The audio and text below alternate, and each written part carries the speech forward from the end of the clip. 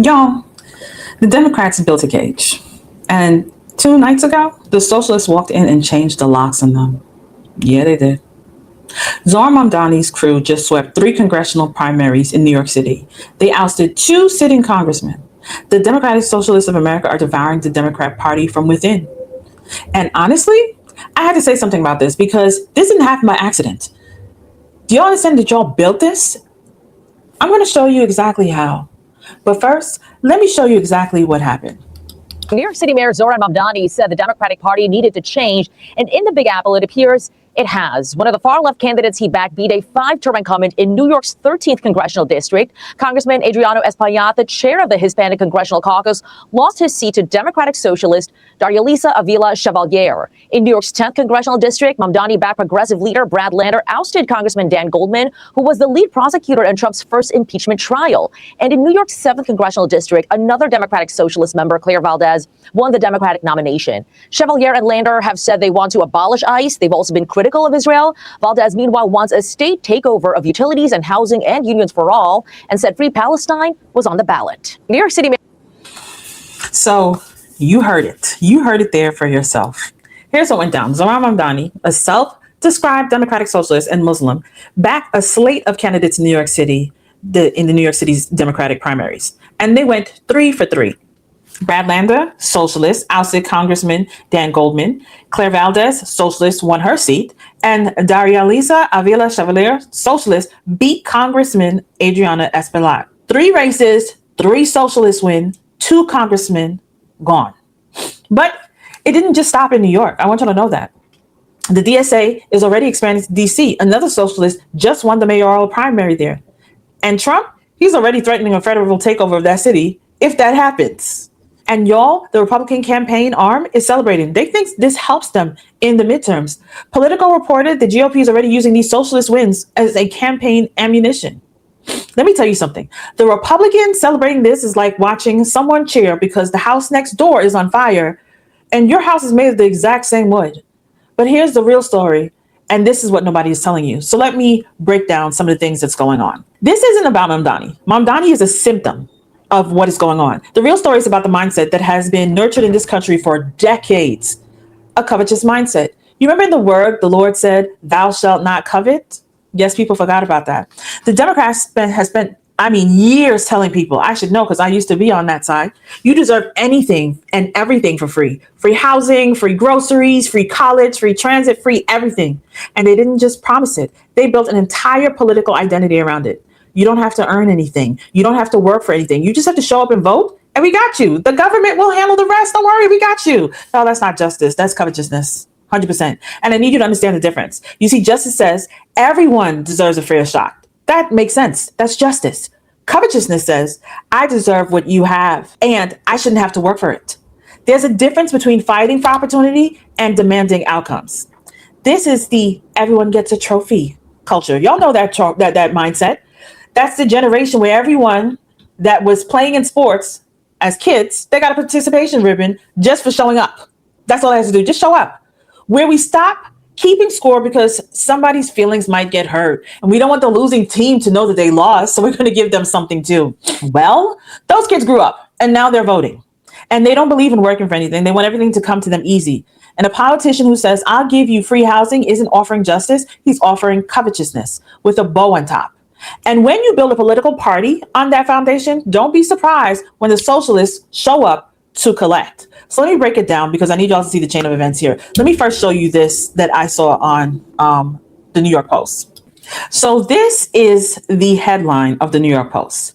The young and the clueless. Just 7% of voters, mind you, mostly white and under 30, pick Israel-hating radicals to represent Democrats. Young, white, and under 30. Oh, the young, they're so clueless. They have no idea what is going on. And that's the sad part because they actually believe the rhetoric of everyone deserves whatever they want. They believe they shouldn't have to work hard for anything.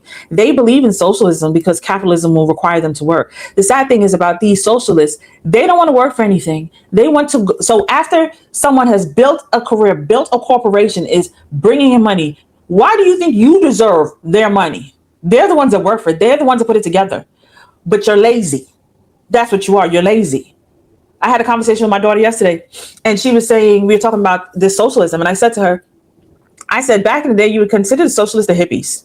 So baby boomers and them like that, that'd be the hippies. You know, they're free loving. They just want love and peace and no war and all this other garbage that they were pushing back then. That free love bit. You hear that word free again? Free. And then along the way, you reached into Gen Xers, and Gen Xers, we just had to figure things out. Now, understand, I'm sure we had some of those in there too, but they were not the crooks of the Gen X group. Neither was it for the older millennials, because in that group, we come from the silent generation, the greatest generation, the baby boomer generation. These generations, they taught us that we have to work hard for what we want. We got to find a job, build a company, whatever. We got to work hard for what we want. It doesn't come to you easy. But again, then Gen Xers and millennials, they ended up having children. And some of these baby boomer hippie people, they had babies. And so then you had the younger millennials, and parents want to give their kids everything. We want to give our children better than we had. So now these children are starting to be raised spoiled, just absolutely spoiled.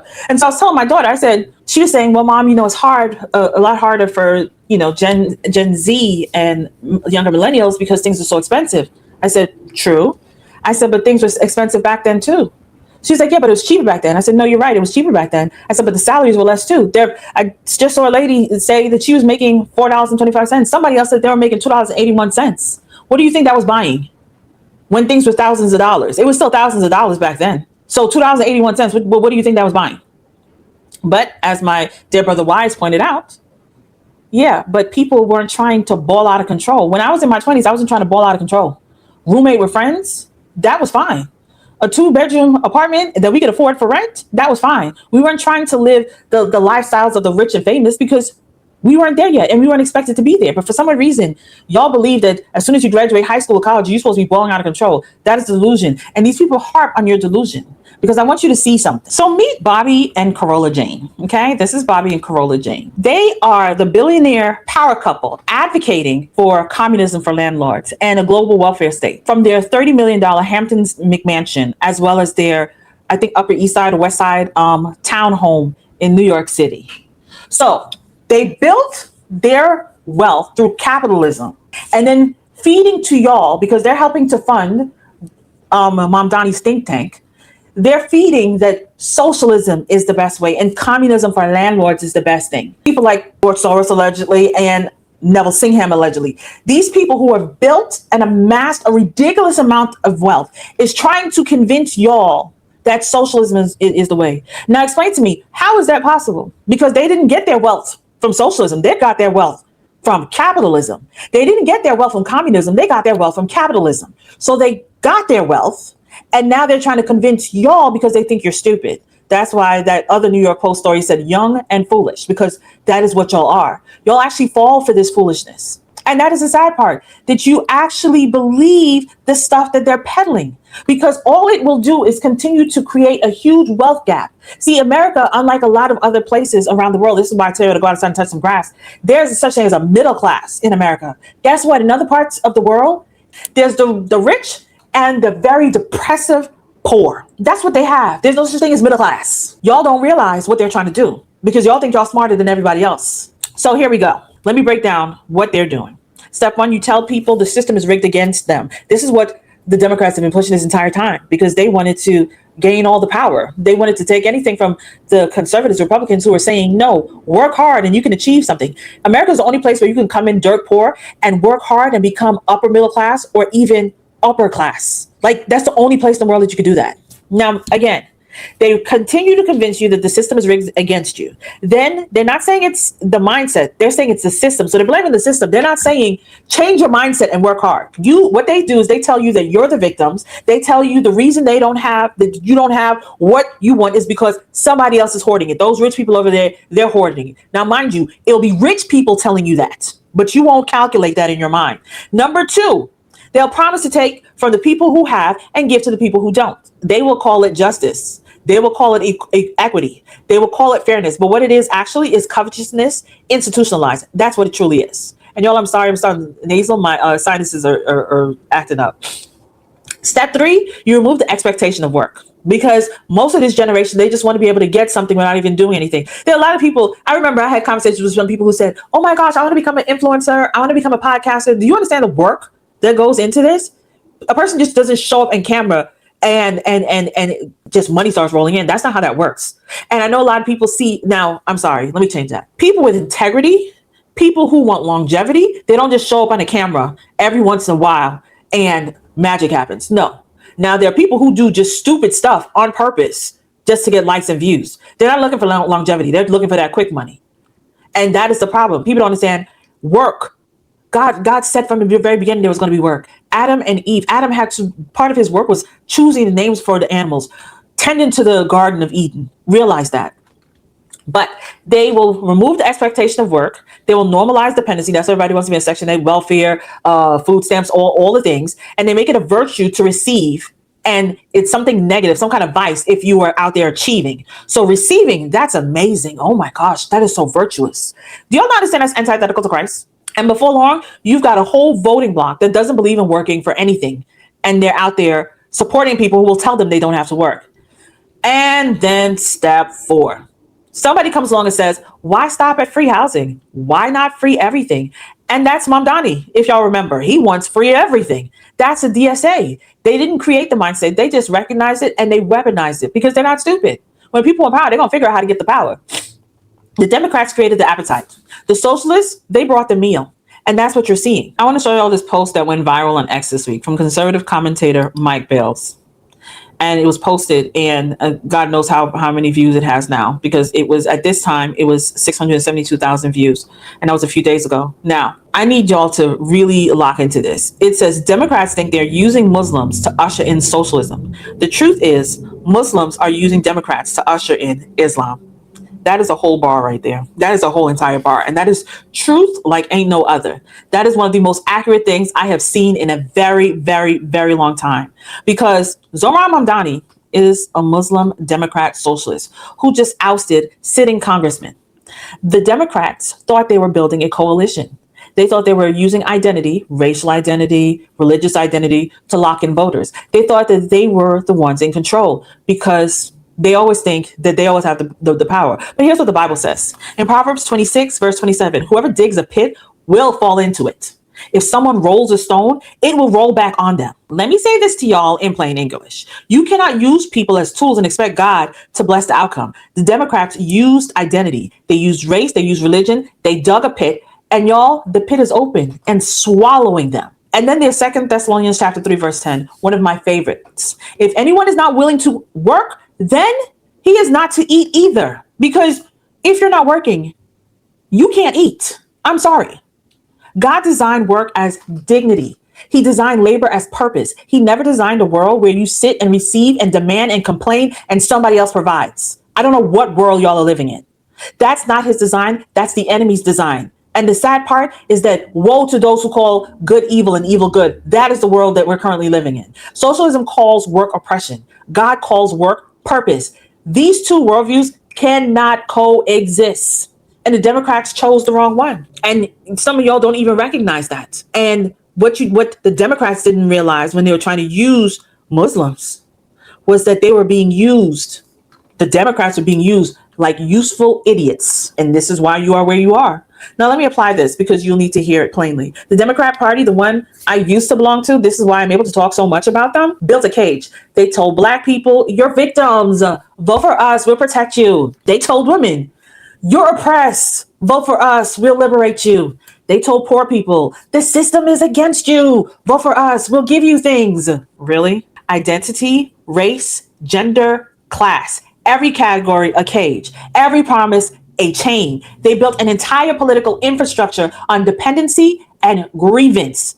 And it worked for a while. But here's what they didn't count on. You can't control a covetous mindset because it's always hungry. It needs to be fed. You can't tell people you deserve everything for free and then be surprised when somebody comes along and says, okay, here's everything for free. And I'll also dismantle the system you built.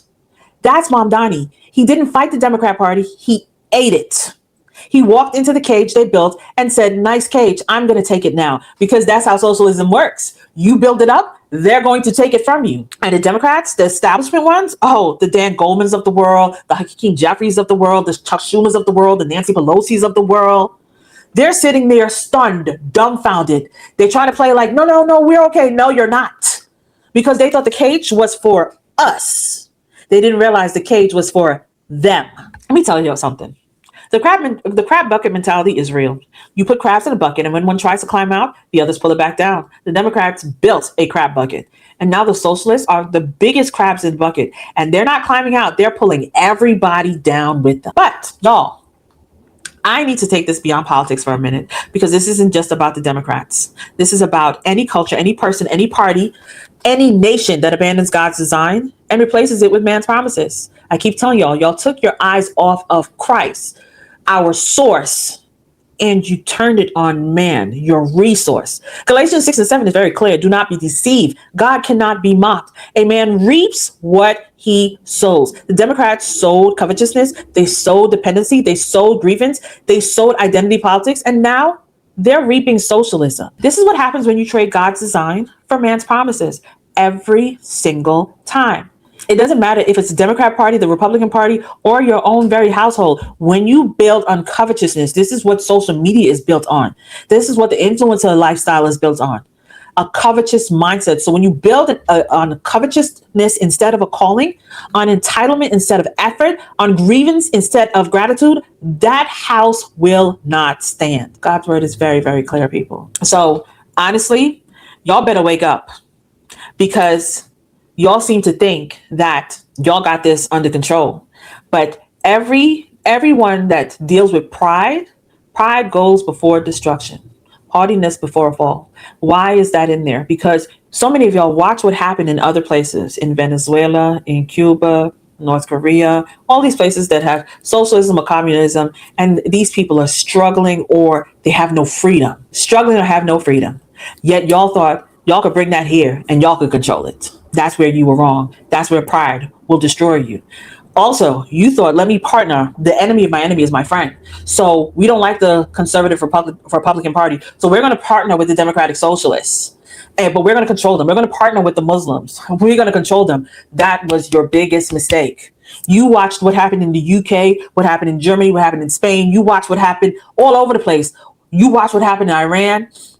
You saw the Muslims come in and they took over. And you somehow or the other thought, nah, we Americans, we can control them. That was your biggest mistake. Pride goes before destruction, haughtiness before a fall. And that is what you're seeing here. So here's God's verdict. The Democrats didn't lose to the socialists. Oh, they fed them. They nurtured them. They built the cage. They opened the door. And they acted surprised when the socialists walked in and took the keys from them and locked them out. And y'all, Mike Bales is 100% right. They thought they were using Muslims to usher in socialism. The truth is, they were being used like the useless idiots they are the entire time. Listen, a culture that rewards covetousness will be devoured by those who exploit it. That's not my opinion. That's Proverbs, and that's 2 Thessalonians. That's God's word. And the Lord will allow an enemy nation to take you down when you decide you're going to take your eyes off of him. I want you to understand that. So, this is grace and mercy. Use it. Learn to vote better, because this was just the primaries. Get up and get out there and vote. The general election is coming. And if you don't want to see New York, DC, or any other place go down in the toilet, you better go out and vote correctly. Seek God first. If this is your first time here, I'm Crystal, and this is Crystal Beyond Labels. I give God's verdict on the cultural moments everybody's already arguing about. Subscribe, because y'all, there's a lot more coming. The midterms are coming, and the wolves aren't just in sheep's clothing anymore. They're coming out boldly. They're not hiding themselves anymore, because the sheep have figured that they can control the wolves. And that is your biggest mistake.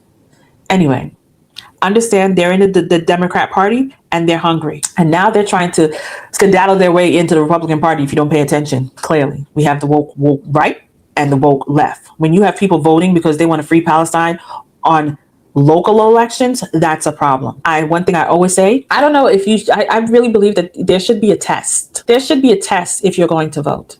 We need to know that you can read, you can write. We need to know that you understand government. We need to know that you at least know the 3 branches of government, what they do.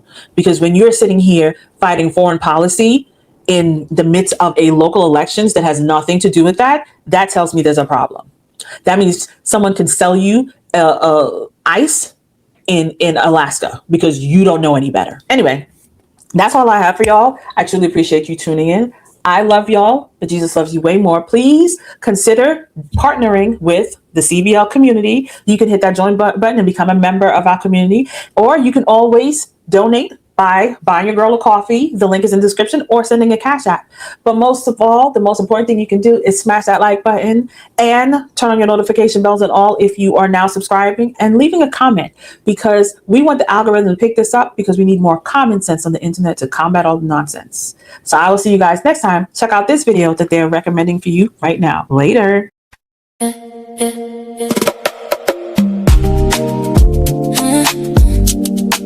Truth over trends, we stand on what you've spoken. Faith over feelings, even when the world is broken. Uncomfortable grace, where the culture meets the cross. God's verdict, only we live it, no compromise, no loss.